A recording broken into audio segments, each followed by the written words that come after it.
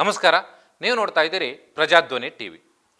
Justice with Jambur ವಿಶೇಷ ಮಾಲಿಕೆಯಲ್ಲಿ ಇವತ್ತಿನ ಚರ್ಚೆ ವಿಷಯ ಜಾತಿ ಗಣತಿಗೆ ಕಂಟಕ. ಮತ್ತೆ ಶುರುವಾಯಿತು ಜಾತಿ ಗಣತಿ ಸದ್ದು. ಜಾತಿ ಗಣತಿ ವರದಿ ಮಂಡನೆಗೆ ಪ್ರಬಲ ಜಾತಿಗಳ ವಿರೋಧ. ವರದಿ ಮಂಡನೆಗೆ ದಲಿತ ಸಮುದಾಯಗಳ ಒತ್ತಾಯ. ವರದಿಯ ಅಂಶಗಳು ನಿಜಕ್ಕೂ ಬಹಿರಂಗ ಆಗಿದೆಯಾ? ವರದಿಗೆ ವಿರೋಧಿಸುತ್ತಿರುವುದು ಯಾಕೆ?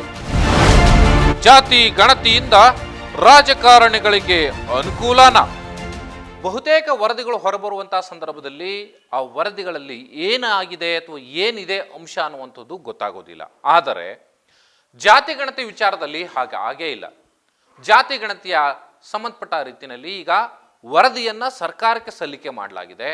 ಆದರೆ ಆ ವರದಿಯಲ್ಲಿ ಏನೇನೋ ಇದೆ ಅನ್ನುವಂತಹ ಪರಿಕಲ್ಪನೆಗಳು ಈಗಾಗಲೇ ರಾಜಕೀಯ ನಾಯಕರದ್ದು, ಜೊತೆಗೆ ರಾಜಕೀಯ ನಾಯಕರ ಜೊತೆಯಲ್ಲಿ ನಂಟನ್ನ ಇಟ್ಟುಕೊಂಡಿರ್ತಕ್ಕಂಥ ಕೆಲವು ಸಂಘಟನೆಗಳು, ಜಾತಿಯ ಹೆಸರಿನಲ್ಲಿರ್ತಕ್ಕಂಥ ಮಹಾಸಭೆಗಳು ಇವತ್ತು ಬಹಳಷ್ಟು ಕೂಗುಗಳನ್ನು ಹಾಕ್ತಾ ಇದ್ದಾವೆ. ಅದರಲ್ಲಿ ಪರ ಮತ್ತೆ ವಿರೋಧ ಎರಡೂ ರೀತಿಯ ಕೂಗುಗಳು ಇವತ್ತು ಕೇಳಿ ಬರ್ತಾ ಇದ್ದಾವೆ.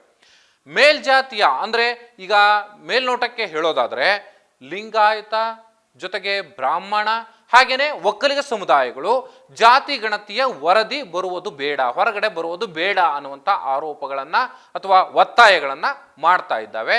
ಇನ್ನು ಒಂದು ಕಡೆಯಲ್ಲಿ ದಲಿತ ಸಮುದಾಯಗಳು ಅಥವಾ ಪರಿಶಿಷ್ಟ ಜಾತಿ ಅಥವಾ ಪರಿಶಿಷ್ಟ ಪಂಗಡದ ಸಮುದಾಯದ ಸಂಘಟನೆಗಳು ಅಥವಾ ಸಮುದಾಯದ ನಾಯಕರುಗಳು ಈ ಜಾತಿ ಗಣತಿಯ ವರದಿ ಬಹಿರಂಗ ಆಗಬೇಕು, ಅದರ ಆಧಾರದ ಮೇಲೆ ಮುಂದಿನ ದಿನಗಳಲ್ಲಿ ಬಜೆಟ್ನ ಮಂಡನೆಗೆ ಅನುಕೂಲ ಆಗುತ್ತೆ ಅನ್ನುವಂಥ ಮಾತುಗಳನ್ನ ಈ ಕಡೆಯಿಂದ ಆಡ್ತಾ ಇರುವಂಥದ್ದು. ಸೊ ಇಲ್ಲಿ ಪರ ಮತ್ತು ವಿರೋಧ ಎರಡೂ ರೀತಿಯ ವಾದ ವಿವಾದಗಳು ನಡೀತಾ ಇದ್ದಾವೆ. ಕಾರಣ ಏನು ಅಂತ ನೋಡೋದಾದ್ರೆ, ಕಾಂತರಾಜ್ ಅವರ ಆಯೋಗ ಕೊಟ್ಟಿರ್ತಕ್ಕಂತಹ ವರದಿ ಏನಿದೆ ಆ ವರದಿಯಲ್ಲಿರ್ತಕ್ಕಂಥ ಅಂಶಗಳು ಸೋರಿಕೆಯಾಗಿದ್ದಾವೆ ಅನ್ನುವಂಥ ಮಾತುಗಳು ಎಲ್ಲ ಕಡೆಗಳಲ್ಲಿ ಕೇಳಿ ಬರ್ತಾ ಇರುವಂಥದ್ದು. ಸೊ ಹಾಗಾದ್ರೆ ಕಾಂತರಾಜ್ ಆಯೋಗವನ್ನ ರಚನೆ ಮಾಡಿದ ನಂತರ ಸರ್ಕಾರ ಅದಕ್ಕೆ ನೂರಾರು ಕೋಟಿ ರೂಪಾಯಿ ಹಣವನ್ನ ಖರ್ಚು ಮಾಡಿದೆ. ಇಡೀ ರಾಜ್ಯದಲ್ಲಿ ಸಾಮಾಜಿಕ ಮತ್ತು ಆರ್ಥಿಕ ಜನಗಣತಿ ಆಗಿದೆ. ಸೊ ಆ ಜನಗಣತಿಯಲ್ಲಿ ಸುಮಾರು 1381 ಜಾತಿಗಳ ಸಮೀಕ್ಷೆ ಆಗಿದೆ. ಈ ಸಮೀಕ್ಷೆಯಲ್ಲಿ ಸುಮಾರು 5,98,000 ಜನರ ಒಂದು ಸಮೀಕ್ಷೆ ಆಗಿದೆ. ಆದರೆ ಸುಮಾರು 32 ಲಕ್ಷ ಜನರ ಸಮೀಕ್ಷೆ ಆಗಿಲ್ಲ. ಈ ಸಮೀಕ್ಷೆಯಿಂದ 32 ಲಕ್ಷ ಜನ ಕರ್ನಾಟಕದಲ್ಲಿ ಹೊರಗುಳಿದಿದ್ದಾರೆ. ಸೊ ಅವ್ರು ಯಾರನ್ನೂ ಕೂಡ ಸಮೀಕ್ಷೆ ಮಾಡಿಲ್ಲ ಅನ್ನುವಂಥ ಆರೋಪಗಳು ಕೇಳಿ ಬರ್ತಾ ಇದ್ದಾವೆ. ಸೊ ಆ ಕಾರಣವನ್ನ ಇಟ್ಕೊಂಡು ಕೆಲವು ಸಮುದಾಯಗಳು ಜಾತಿ ಗಣತಿಯ ವರದಿ ಹೊರಗಡೆ ಬರಬಾರದು, ಸೊ ಅದು ಬಂದರೆ ಇಲ್ಲಿ ನಮ್ಮ ಸಮುದಾಯದ ಅಂದ್ರೆ ಈಗ ಮೇಲ್ವರ್ಗದಲ್ಲಿ ಇರತಕ್ಕಂಥ ಕೆಲವು ಸಮುದಾಯಗಳಿಗೆ ಪೆಟ್ಟು ಬೀಳುತ್ತೆ ಅನ್ನುವಂಥ ಮಾತುಗಳು ಕೇಳಿ ಬರ್ತಾ ಇದೆ. ಸೊ ಅದೇ ಕಾರಣಕ್ಕಾಗಿ ಈಗ ಒಂದು ಕಡೆಯಲ್ಲಿ ಲಿಂಗಾಯತ ಸಮುದಾಯ, ಮತ್ತೊಂದು ಕಡೆಯಲ್ಲಿ ಒಕ್ಕಲಿಗ ಸಮುದಾಯ ಹಾಗೆ ಬ್ರಾಹ್ಮಣ ಸಮುದಾಯಗಳು ಈ ಜಾತಿ ಗಣತಿಯ ವರದಿ ಹೊರಗಡೆ ಬರುವಂಥದ್ದು ಬೇಡ ಅನ್ನುವಂಥ ನಿಲುವಿಗೆ ಬಂದು ನಿಂತಿದ್ದಾವೆ. ಸೊ ಆ ಕಾರಣಕ್ಕಾಗಿ ಪದೇ ಪದೇ ಮುಖ್ಯಮಂತ್ರಿಗಳ ಮೇಲೆ, ಉಪಮುಖ್ಯಮಂತ್ರಿಗಳ ಮೇಲೆ ಹಾಗೆ ಸಚಿವರ ಮೇಲೆ ಒತ್ತಾಯವನ್ನ ಹೇರುವಂತ ಕೆಲಸ ನಡೀತಾ ಇದೆ. ಸೊ ಕಾರಣ ಏನು ಅಂತ ಹುಡುಕಿದ್ರೆ ನೇರವಾಗಿ ಅವರು ಹೇಳ್ತಾ ಇರುವಂಥದ್ದು, ಈ ಜಾತಿ ಗಣತಿ ಬಹಿರಂಗ ಆದರೆ ನಮಗೆ ಪೆಟ್ಟು ಬೀಳುತ್ತೆ ಅಥವಾ ನಮ್ಮ ಸಮುದಾಯಕ್ಕೆ ಪೆಟ್ಟು ಬೀಳುತ್ತೆ ಅನ್ನುವಂಥ ಮಾತುಗಳನ್ನು ಕೇಳಿ ಬರ್ತಾ ಇದೆ. ಯಾಕೆ ಪೆಟ್ಟು ಬೀಳುತ್ತೆ ಅಂತ ನಾವು ಗಮನಿಸೋದಾದ್ರೆ, ಜಾತಿಯ ಆಧಾರದ ಮೇಲೆ ಅಥವಾ ಜನಸಂಖ್ಯೆಯ ಆಧಾರದ ಮೇಲೆ ಬಜೆಟ್ನ ಬೈಫರ್ಕೇಶನ್ ಆಗುತ್ತೆ.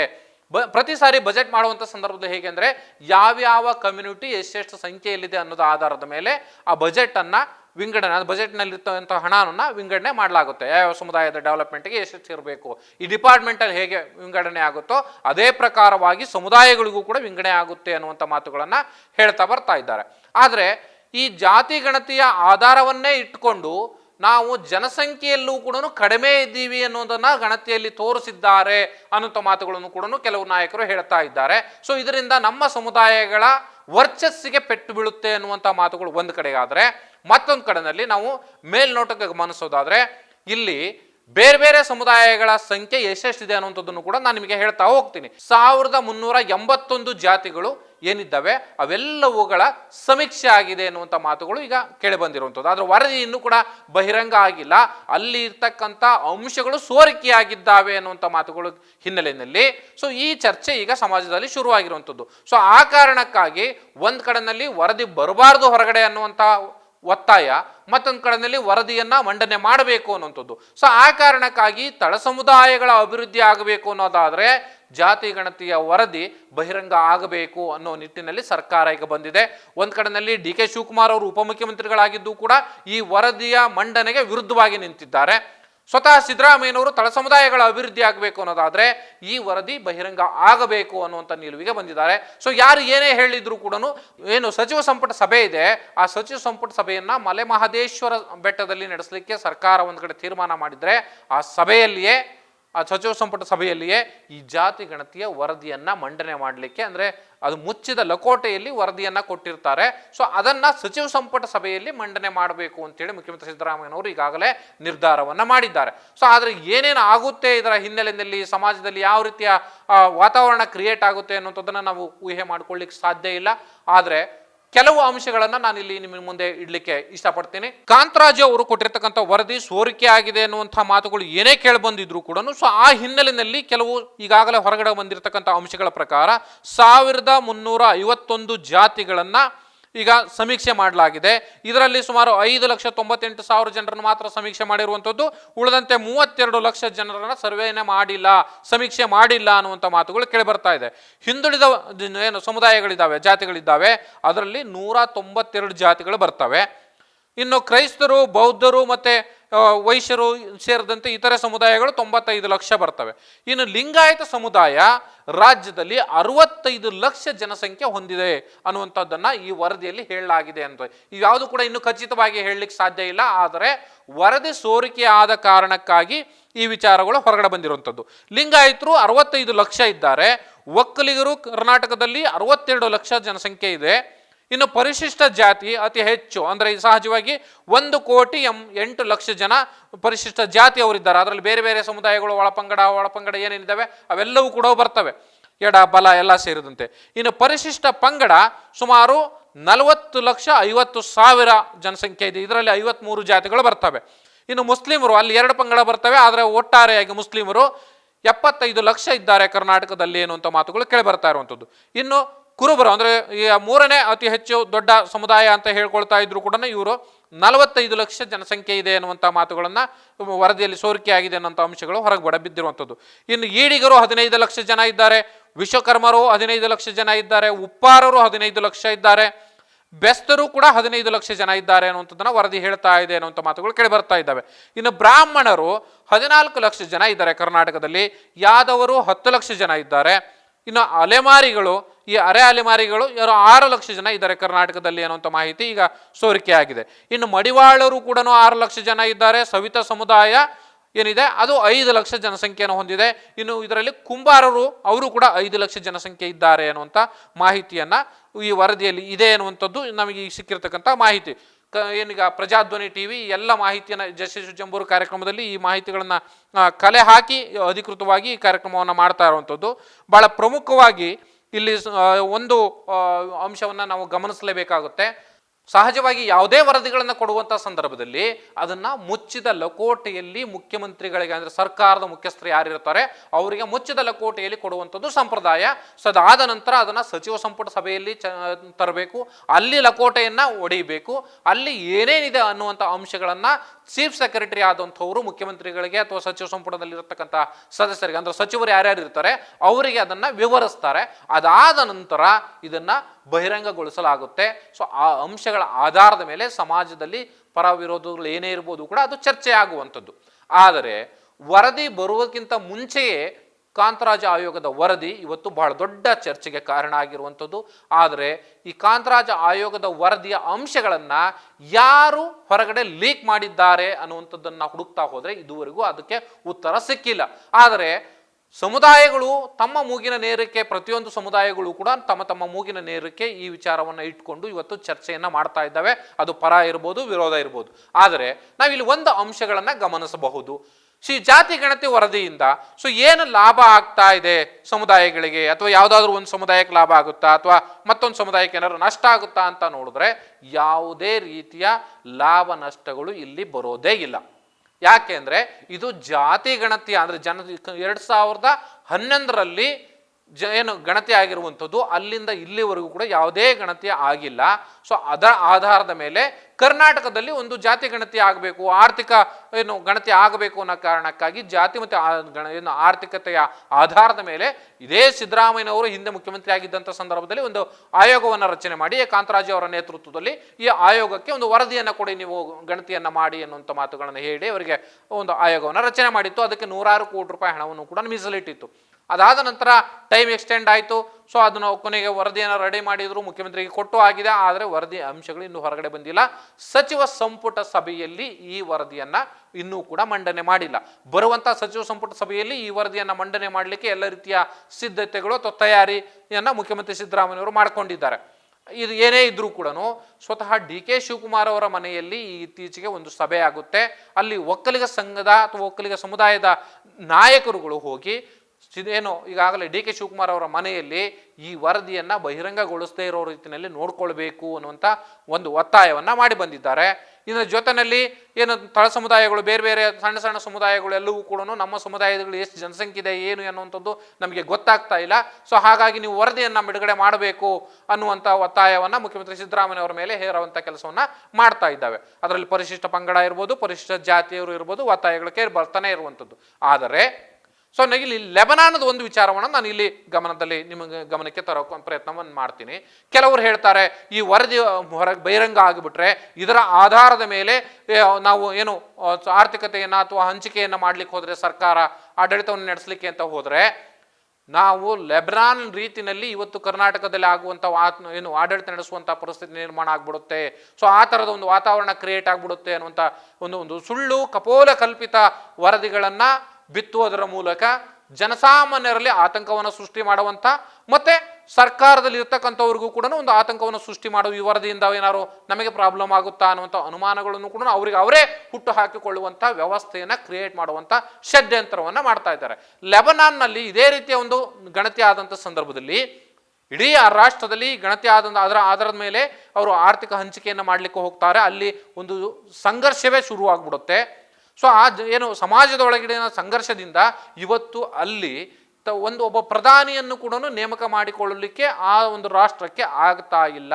ಸೊ ಅಲ್ಲಿ ಉಗ್ರವಾದಿ ಸಂಘಟನೆಗಳು ತಮ್ಮ ಪ್ರಾಬಲ್ಯವನ್ನು ಮೆರೀತಾ ಇದ್ದಾವೆ, ತಮ್ಮ ಚಕ್ರಾಧಿಪತ್ಯವನ್ನು ಮೆರೀತಾ ಇದ್ದಾವೆ. ಸೊ ಅಲ್ಲಿ ಆದ ರೀತಿಯಲ್ಲಿ ಇಲ್ಲಿ ಆಗ್ಬಿಡುತ್ತಾ ಅನ್ನುವಂಥ ಒಂದು ಆತಂಕಕ್ಕೆ ಕಾರಣ ಆಗ್ಬಿಡುತ್ತಾ ಅನ್ನುವಂಥ ಒಂದು ಅನುಮಾನಗಳನ್ನು ಹುಟ್ಟು ಹಾಕುವಂಥ ಕೆಲಸವನ್ನು ಕೂಡ ಆ ಕುತಂತ್ರತನದ ಕೆಲಸಗಳು ಇವು ನಡೀತಾ ಇದ್ದಾವೆ. ಆದರೆ ನಾನು ಇಲ್ಲಿ ಒಂದು ಅಂಶವನ್ನು ಸ್ಪಷ್ಟವಾಗಿ ಹೇಳಲಿಕ್ಕೆ ಬಯಸ್ತೀನಿ. ಇದರ ಲಾಭ ರಾಜಕಾರಣಿಗಳಿಗೆ ಆಗುತ್ತಾ ಅಂತ ನೋಡ್ತಾ ಹೋದರೆ ಎಸ್, ಇಲ್ಲಿ ಜಾತಿ ಗಣತಿಯ ಒಂದು ವರದಿ ಹೊರಗಡೆ ಬಂದರೆ ಅಥವಾ ಅದರ ಆಧಾರದ ಮೇಲೆ ರಾಜಕಾರಣಿಗಳು ಹೇಗೆ ಅದನ್ನು ತಮ್ಮ ರಾಜಕೀಯ ದಾಳವಾಗಿ ಬಳಸಿಕೊಳ್ಳಬಹುದು ಅನ್ನುವಂಥ ಆಲೋಚನೆ ಮಾಡುವುದರಲ್ಲಿ ಯಾವುದೇ ರೀತಿಯ ಆಶ್ಚರ್ಯ ಇಲ್ಲ.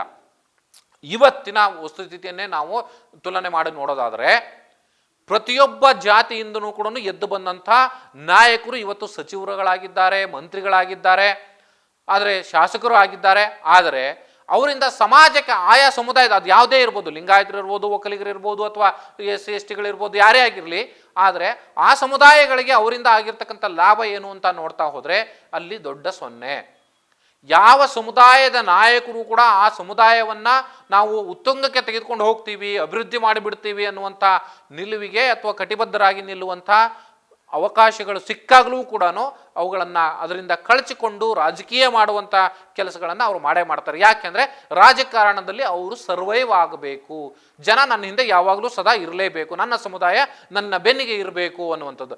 ಕೆಲಸಗಳು ಪೂರ್ಣ ಆದರೆ ಯಾರು ಕೂಡ ಅವರನ್ನು ಹೋಗಿ ಮಾತಾಡಿಸುವಂಥ ಅವಶ್ಯಕತೆ ಇರೋದಿಲ್ಲ. ಸೊ ಆ ಕಾರಣಕ್ಕಾಗಿ ಸಮಸ್ಯೆಗಳನ್ನು ಜೀವಂತವಾಗಿಟ್ಟುಕೊಂಡು ಬರುವಂಥ ಒಂದು ಬಹುದೊಡ್ಡ ಜಾಣತನವನ್ನು ಪ್ರತಿಯೊಬ್ಬ ರಾಜಕಾರಣಿಗಳು ಕೂಡ ಮಾಡೇ ಮಾಡ್ತಾರೆ. ನಾನು ಯಾವುದೇ ರಾಜಕೀಯ ಪಕ್ಷಗಳನ್ನು ಇಲ್ಲಿ ಉದ್ದೇಶಿಸಿ ಮಾತನಾಡ್ತಾ ಇಲ್ಲ.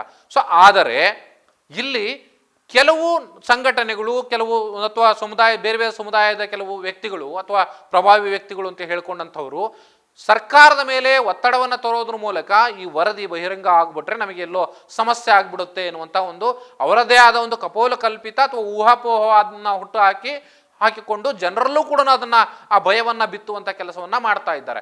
ನಾನು ಇಲ್ಲಿ ಸ್ಪಷ್ಟವಾಗಿ ಹೇಳಲಿಕ್ಕೆ ಬಯಸ್ತಾ ಇರೋದು ಅದೇ ಕಾರಣಕ್ಕೋಸ್ಕರನೇ ಇವತ್ತು ಜಸ್ಟಿಸ್ ವಿತ್ ಜಂಬೂರು ಕಾರ್ಯಕ್ರಮದಲ್ಲಿ ಈ ವಿಚಾರವನ್ನು ಚರ್ಚೆಗೆ ಕೈಗೊತ್ತಿಟ್ಟಿರುವಂಥದ್ದು. ಇಲ್ಲಿ ಸ್ಪಷ್ಟವಾಗಿ ನಾವು ಗಮನಿಸಬೇಕು. ಈ ವರದಿ ಹೊರಗಡೆ ಬರೋದ್ರಿಂದ ಯಾವ ಸಮುದಾಯಕ್ಕೂ ಯಾವುದೇ ರೀತಿಯ ಲಾಭಗಳು ಇಲ್ಲ ಅಥವಾ ನಷ್ಟವೂ ಕೂಡ ಇಲ್ಲ. ಸರ್ಕಾರದ ಅದು ಕಾರ್ಯ ಒಂದು ಕೆಲಸ ಅದಷ್ಟೇ, ಅವ್ರ ಕಾರ್ಯ ಅದನ್ನು ಅವರು ಮಾಡ್ಕೊಳ್ತಾರೆ. ಆದರೆ ಸಮಾಜಕ್ಕೆ ಒಂದು ಸ್ಪಷ್ಟತೆ ಸಿಗುತ್ತೆ ಯಾವ್ಯಾವ ಸಮುದಾಯದಲ್ಲಿ ಎಷ್ಟೆಷ್ಟು ಜನಸಂಖ್ಯೆ ಇದೆ ಅನ್ನುವಂಥದ್ದು. ಆದರೆ ಬಹುತೇಕ ಕಡೆಗಳಲ್ಲಿ ಸರ್ವೇನೇ ಮಾಡಿಲ್ಲ ಅನ್ನುವಂಥ ಆಪಾದನೆಗಳು ಕೂಡ ಕೇಳಿ ಬರ್ತಾ ಇದ್ದಾವೆ.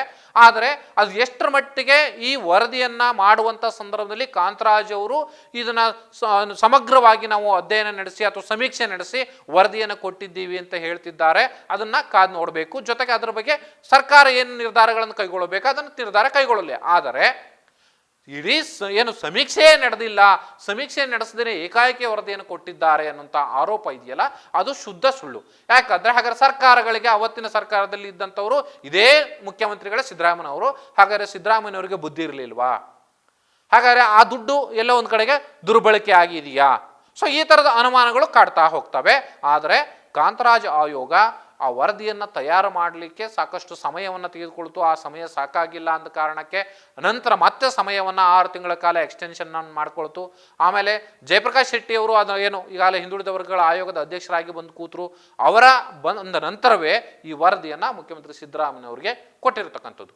ಸೊ ಇಷ್ಟೆಲ್ಲ ಬೆಳವಣಿಗೆಗಳ ಆದಂಥ ಸಂದರ್ಭದಲ್ಲಿ ಇಲ್ಲಿ ಯಾವ ಜಾತಿಗೂ ಅನುಕೂಲ ಆಗೋದಿಲ್ಲ, ಯಾವ ಜಾತಿಗಳಿಗೂ ಕೂಡ ನಷ್ಟ ಆಗೋದಿಲ್ಲ ಅನ್ನೋದಾದರೆ ಯಾಕೆ ಈ ಪರ ಮತ್ತು ವಿರೋಧಗಳ ಚರ್ಚೆ ಶುರುವಾಗಿದೆ ಅನ್ನೋದಾದರೆ ಇದು ಹೊರಗಡೆಯಲ್ಲಿರ್ತಕ್ಕಂಥ ವ್ಯಕ್ತಿಗಳು ಹುಟ್ಟು ಹಾಕಿರುವಂಥ ಒಂದು ಒಂದು ಕಪೋಲ ಕಲ್ಪಿತವಾದಂಥ ಚರ್ಚೆ ಅಷ್ಟೇ ಹೊರತುನು ಇದರಿಂದ ಯಾವುದೇ ರೀತಿಯ ಆತಂಕ ಪಡಬೇಕಾದಂಥ ಅವಶ್ಯಕತೆ ಯಾವ ಸಮುದಾಯಗಳಿಗೂ ಇಲ್ಲ. ನಾನು ಆ ವಿಚಾರವನ್ನು ಅದಕ್ಕೋಸ್ಕರ ಸ್ಪಷ್ಟವಾಗಿ ಹೇಳ್ತಾ ಇರುವಂಥದ್ದು. ಇಲ್ಲಿ ಜನಸಂಖ್ಯೆ ಎಷ್ಟಿದೆ ಅನ್ನುವಂಥದ್ದು ಜನಸಂಖ್ಯೆಯ ಒಂದು ನಮ್ಮ ಎಲ್ಲ ತಿಳುವಳಿಕೆಗೆ ಇದರಿಂದ ಒಂದು ಅನುಕೂಲ ಅನ್ನುವಂಥದ್ದು. ಜೊತೆಗೆ ಸಮಾಜಗಳನ್ನು ಅಭಿವೃದ್ಧಿ ಮಾಡುವ ವಿಚಾರದಲ್ಲಿ ಎಲ್ಲೆಲ್ಲಿ ಅದು ಯಾವುದೇ ಸಮುದಾಯ ಇರಲಿ ಆರ್ಥಿಕ ಚರ್ಚೆ ಕೂಡ ಆಗಿದೆ ಅಥವಾ ಗಣತಿ ಕೂಡ ಆಗಿದೆ. ಸೊ ಇಲ್ಲಿ ಯಾವ್ಯಾವ ಏನು ಭಾಗಗಳಲ್ಲಿ ಯಾವ್ಯಾವ ಸಮುದಾಯಗಳ ಆರ್ಥಿಕ ಪರಿಸ್ಥಿತಿ ಮೇಲಿದೆ, ಆರ್ಥಿಕ ಪರಿಸ್ಥಿತಿ ಕೆಳಗಡೆ ಇದೆ, ಅವರನ್ನು ಹೇಗೆ ಅಭಿವೃದ್ಧಿ ಮಾಡಬೇಕು ಅನ್ನೋಂಥ ವಿಚಾರದಲ್ಲಿ ಸರ್ಕಾರ ಚರ್ಚೆ ಮಾಡಿ ಅನಂತರ ನಿರ್ಧಾರವನ್ನು ಕೈಗೊಳ್ಳುವಂಥದ್ದು. ಆದರೆ ಅದಕ್ಕೂ ಮುಂಚೆ ಕೂಸೆ ಹುಟ್ಟದೆ ಕುಲಾಯಿ ಹೊಲಿದ್ರು ಅನ್ನೋ ಥರದಲ್ಲಿ ವರದಿಯನ್ನು ಇನ್ನು ಸಚಿವ ಸಂಪುಟಕ್ಕೆ ತರದೇನೆ ಈ ಸಮುದಾಯಗಳ ಸಂಖ್ಯೆ ಅಷ್ಟಿದೆ, ಈ ಸಮುದಾಯಗಳ ಸಂಖ್ಯೆ ಇಷ್ಟಿದೆ, ಹಾಗೆ ಹೀಗೆ ನಾನೇನೀಗ ಡೀಟೇಲ್ಸನ್ನು ಕೊಟ್ಟನಲ್ವಾ, ಇದೆಲ್ಲವೂ ಕೂಡ ಇನ್ನು ವರದಿ ಆಚೆ ಬರುವವರೆಗೆ ಕೆಲವು ಮಾಧ್ಯಮಗಳಲ್ಲಿ ಸೋರಿಕೆ ಆಯಿತು ಅನ್ನೋ ಕಾರಣಕ್ಕಾಗಿ ಈ ಅಂಕಿ ಸಂಖ್ಯೆಗಳು ಹೊರಗಡೆ ಬಂದಿರುವಂಥದ್ದು. ಆದರೆ ನಿಜಕ್ಕೂ ಇದು ಸತ್ಯನ ಅಥವಾ ಸುಳ್ಳ ಅನ್ನುವಂಥದ್ದು ಕಾಂತರಾಜ್ ವರದಿ ಆಯೋಗದ ಕೊಟ್ಟಿರ್ತಕ್ಕಂಥ ವರದಿ ಬಹಿರಂಗ ಆಗಬೇಕು. ಈ ವರದಿ ಸೋರಿಕೆ ಆಗಿದೆಯಾ ಇಲ್ವಾ ಅನ್ನುವಂಥದ್ದು ಗೊತ್ತಾಗುವುದು ಆಗ ಸಚಿವ ಸಂಪುಟ ಸಭೆಯಲ್ಲಿ ಈ ವರದಿ ಮಂಡನೆ ಆಗಬೇಕು. ಆ ವರದಿಯ ಅಂಶಗಳು ಹೊರಗಡೆ ಬರಬೇಕು, ಅದನ್ನು ಸರ್ಕಾರವೇ ಹೊರಗಡೆ ಬಿಡಬೇಕು, ಮಾಧ್ಯಮಗಳಿಗೆ ಕೊಡಬೇಕು. ಆ ನಂತರ ಈ ಅಂಕಿ ಸಂಖ್ಯೆಗಳಿಗೂ ಮತ್ತು ವರದಿಯಲ್ಲಿರ್ತಕ್ಕಂಥ ಅಂಕಿ ಸಂಖ್ಯೆಗಳಿಗೂ ಏನಾದರೂ ಹೋಲಿಕೆ ಆದರೆ ಆಗ ನಿಜಕ್ಕೂ ಈ ವರದಿ ಸೋರಿಕೆ ಆಗಿದೆ ಅನ್ನುವಂಥದ್ದು ಸ್ಪಷ್ಟವಾಗಿ ಗೋಚರಿಸುತ್ತೆ. ಜೊತೆ ಆವಾಗ ಒಂದು ವೇಳೆ ಸಚಿವ ಸಂಪುಟ ಸಭೆಯಲ್ಲೇ ಈ ಒಂದು ಕ್ಯಾಲ್ಕುಲೇಷನನ್ನು ಮಾಡಿದ್ರೆ ಇದು ಸೋರಿಕೆ ಆಗಿದೆ, ಹಾಗಾಗಿ ಇದು ನಂಬಲು ಅರ್ಹತೆ ಇಲ್ಲದೇ ಇರುವಂತಹ ವರದಿ ಅನ್ನುವಂಥದ್ದನ್ನು ಸಚಿವ ಸಂಪುಟವೇ ನಿರ್ಧಾರ ಮಾಡಲಿಕ್ಕೆ ಅವಕಾಶ ಇದೆ. ಸೊ ಹಾಗಿದ್ದೂ ಕೂಡ ಏಕಾಏಕಿ ಕಪೋಲ ಕಲ್ಪಿತ ವರದಿಗಳನ್ನೆಲ್ಲ ನಂಬಿಕೊಂಡು ನಾವು ಇದೇನೋ ಸಮಸ್ಯೆ ಆಗ್ಬಿಡುತ್ತೆ, ಮುಂದೆ ಸಂಕಟ ಆಗ್ಬಿಡುತ್ತೆ ಸಮುದಾಯಕ್ಕೆ ಅಥವಾ ತೊಂದರೆ ಆಗ್ಬಿಡುತ್ತೆ ಅನ್ನೋಂಥ ಒಂದು ಭಯದ ವಾತಾವರಣವನ್ನು ಸೃಷ್ಟಿ ಮಾಡುವಂಥದ್ದು ಅಥವಾ ನಮಗೇನೋ ನಷ್ಟ ಆಗ್ಬಿಡುತ್ತೆ ಅನ್ನೋ ಥರದಲ್ಲಿ ಒಂದು ಬಿಂಬಿಸುವಂಥ ಕೆಲಸ ಇದೆಯಲ್ಲ, ಇದು ಸರಿಯಾದ ಕ್ರಮ ಅಲ್ಲ. ಸೊ ಹಾಗಾಗಿ ಜನರಲ್ಲಿ ಇದೊಂದು ಜಾಗೃತಿ ಜೊತೆಗೆ ಒಂದು ಅರಿವು ಮೂಡಿಸುವಂಥ ಕೆಲಸ ಒಂದು ಕಡೆಗಾದರೆ, ಒಂದು ಸಮಗ್ರವಾದಂಥ ಆಯಾ ಸಮುದಾಯಗಳಿಗೆ ನಮ್ಮ ಸಂಖ್ಯೆ ಎಷ್ಟಿದೆ ಏನು ಅನ್ನುವಂಥದ್ದು ಗೊತ್ತಾಗಲಿಕ್ಕೆ ಒಂದು ದಾರಿ ಆಗ್ಬಿಡುತ್ತೆ. ಆ ಮೂಲಕ ನಮ್ಮ ಸಮುದಾಯಗಳಲ್ಲಿ ಏನೇನು ಡೆವಲಪ್ಮೆಂಟ್ಗಳನ್ನು ಮಾಡಬಹುದು ಅಥವಾ ಇನ್ನಷ್ಟು ಅಭಿವೃದ್ಧಿ ಮಾಡಲಿಕ್ಕೆ ಏನೆಲ್ಲ ಕೆಲಸಗಳನ್ನು ಮಾಡಬಹುದು ಅಂತ ಆಯಾ ಸಮುದಾಯದಲ್ಲಿರ್ತಕ್ಕಂಥ ಮುಖಂಡರು ಕೂಡ ಇದೊಂದು ಮಾರ್ಗದರ್ಶನ ಆಗ್ಬಿಡುತ್ತೆ. ಇದು ಬಹಳ ಪ್ರಮುಖವಾಗಿ ಈ ಒಂದು ವರದಿಯಲ್ಲಿ ಆಗಬೇಕಾದಂಥ ವಿಚಾರಗಳು. ಆದರೆ ರಾಜಕಾರಣಿಗಳು ಈ ಅಂಶವನ್ನು ಬಳಸಿಕೊಂಡು ತಮ್ಮ ರಾಜಕೀಯ ಬೇಡ ಬಯಸಿಕೊಳ್ಳುವಂಥ ಎಲ್ಲ ಅಪಾಯಗಳು ಇದ್ದಾವೆ. ಇದನ್ನು ಯಾರು ಕೂಡ ನಾವು ಅಲ್ಲಗಳೆಯುವ ಹಾಗಿಲ್ಲ. ಆದರೆ ಸಮುದಾಯಗಳು ಈ ವಿಚಾರದಲ್ಲಿ ಎಚ್ಚರಿಕೆಯನ್ನು ವಹಿಸಬೇಕು. ಸೊ ಆಗ ಮಾತ್ರ ಇದಕ್ಕೊಂದು ಒಂದು ಸ್ಪಷ್ಟ ರೂಪತೆ ಅಥವಾ ಇದರಿಂದ ಆಗುವಂಥ ಅಪಾಯವನ್ನು ತಡೆಯುವಂಥ ಸಾಧ್ಯತೆಗಳು ಇರ್ತವೆ. ಆದರೆ ಅದರಿಂದ ಏನು ರಾಜಕಾರಣಿಗಳು ತಮ್ಮ ರಾಜಕೀಯ ಬೇಳೆಗಳನ್ನು ಬೇಯಿಸ್ಕೊಳ್ತಾರೆ ಅಂದ ಮಾತ್ರಕ್ಕೆ ಸಮುದಾಯಗಳಿಗೆ ನಷ್ಟ ಏನಿಲ್ಲ. ನಾವು ಅವರನ್ನು ಬೆಂಬಲಿಸಬೇಕಾ ಬೇಡವಾ ಅನ್ನೋಂಥದ್ದನ್ನು ಆಯಾ ಸಮುದಾಯಗಳೇ ನಿರ್ಧಾರ ಮಾಡಬೇಕಾಗುತ್ತೆ. ಸೊ ಹಾಗಾಗಿ ರಾಜಕಾರಣ ಇವತ್ತು ಎಲ್ಲ ಸಮುದಾಯಗಳು ಕೂಡ ಹಾಸುಹೊಕ್ಕಾಗಿರೋ ಕಾರಣಕ್ಕಾಗಿ ಸೊ ಅದೇನು ದೊಡ್ಡ ಪರಿಣಾಮವನ್ನು ಬೀರಿ ಬಿಡುತ್ತೆ ಅನ್ನುವಂಥದ್ದು ಕೂಡ ಇಲ್ಲಿ ನಾವು ಅದಕ್ಕೂ ಕೂಡ ಆತಂಕ ಪಡಬೇಕಾದಂಥ ಅವಶ್ಯಕತೆ ಇಲ್ಲ. ಆದರೆ ಒಂದು ವಿಚಾರ ಇಲ್ಲಿ ಸ್ಪಷ್ಟವಾಗಿ ಹೇಳಲೇಬೇಕು, ಈ ಜಾತಿ ಗಣತಿಯನ್ನು ರೆಡಿ ಮಾಡಲಿಕ್ಕೆ ಸರ್ಕಾರ ನೂರಾರು ಕೋಟಿ ರೂಪಾಯಿ ಹಣವನ್ನು ಈಗಾಗಲೇ ಖರ್ಚು ಮಾಡಿದೆ. ಸೊ ಖರ್ಚು ಮಾಡಿರ್ತಕ್ಕಂಥ ಸಂದರ್ಭದಲ್ಲಿ ಸರ್ಕಾರವೇ ನೇಮಕ ಮಾಡಿರ್ತಕ್ಕಂಥ ಆಯೋಗ. ಸೊ ಹಾಗಾಗಿ ಈ ಕಾಂತರಾಜ್ ಆಯೋಗ ಕೊಟ್ಟಿರ್ತಕ್ಕಂಥ ವರದಿ ಇವತ್ತು ಜನರ ಮುಂದೆ ಬರಬೇಕಾಗಿದೆ. ಅಲ್ಲಿರ್ತಕ್ಕಂಥ ಅಂಶಗಳೇನು, ಏನೆಲ್ಲ ಆ ವರದಿಯಲ್ಲಿ ಈ ಆಯೋಗ ಹೇಳಿದೆ ಅನ್ನುವಂಥದ್ದನ್ನು ಜನರ ಮುಂದೆ ಇಡಬೇಕಾದಂಥ ಅವಶ್ಯಕತೆ ಇವತ್ತು ತುರ್ತಾಗಿರುವಂಥದ್ದು. ಹಾಗಾಗಿ ಮುಖ್ಯಮಂತ್ರಿ ಸಿದ್ದರಾಮಯ್ಯನವರು ಈ ನಿರ್ಧಾರಕ್ಕೆ ಈಗಾಗಲೇ ಭದ್ರಾಗಿ ಒಂದು ಸಚಿವ ಸಂಪುಟಕ್ಕೆ ತೆಗೆದುಕೊಂಡು ಬರುವಂಥ ಕೆಲಸಕ್ಕೆ ಕೈ ಹಾಕಿದ್ದಾರೆ. ಸೊ ಮುಂದೆ ಇದೆಲ್ಲ ಏನೆಲ್ಲ ಬೆಳವಣಿಗೆಗಳನ್ನು ಹುಟ್ಟು ಹಾಕುತ್ತೆ ಅನ್ನೋಂಥದ್ದನ್ನು ಕಾದು ನೋಡೋಣ. ಇದು ಇವತ್ತಿನ ವಿಶೇಷ. ನಮಸ್ಕಾರ.